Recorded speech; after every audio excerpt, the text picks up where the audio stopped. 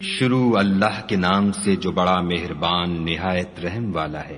ایک طلب کرنے والے نے عذاب طلب کیا جو نازل ہو کر رہے گا، یعنی کافروں پر، اور کوئی اس کو ٹال نہ سکے گا، اور وہ خدائے صاحب درجات کی طرف سے نازل ہوگا، جس کی طرف روح الامین اور فرشتے چڑھتے ہیں، اور اس روز نازل ہوگا جس کا اندازہ 50,000 برس کا ہوگا۔ تو تم کافروں کی باتوں کو حوصلے کے ساتھ برداشت کرتے رہو، وہ ان لوگوں کی نگاہ میں دور ہے اور ہماری نظر میں قریب۔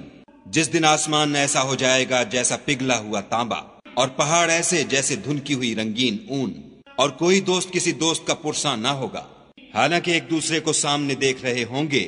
اس روز گناہگار خواہش کرے گا کہ کسی طرح اس دن کے عذاب کے بدلے میں سب کچھ دے دے، یعنی اپنے بیٹے اور اپنی بیوی اور اپنے بھائی اور اپنا خاندان جس میں وہ رہتا تھا، اور جتنے آدمی زمین پر ہیں، غرض سب کچھ دے دے اور اپنے تئیں عذاب سے چھڑا لے۔ لیکن ایسا ہرگز نہیں ہوگا، وہ بھڑکتی ہوئی آگ ہے، حال ادھیڑ ڈالنے والی۔ ان لوگوں کو اپنی طرف بلائے گی جنہوں نے دین حق سے اعراض کیا اور منہ پھیر لیا، اور مال جمع کیا اور بند کر رکھا۔ کچھ شک نہیں کہ انسان کم حوصلہ پیدا ہوا ہے، جب اسے تکلیف پہنچتی ہے تو گھبرا اٹھتا ہے، اور جب آسائش حاصل ہوتی ہے تو بخیل بن جاتا ہے۔ مگر نماز گزار جو نماز کا التزام رکھتے اور بلا ناغہ پڑھتے ہیں، اور جن کے مال میں حصہ مقرر ہے، یعنی مانگنے والے کا اور نہ مانگنے والے کا، اور جو روز جزا کو سچ سمجھتے ہیں، اور جو اپنے پروردگار کے عذاب سے خوف رکھتے ہیں۔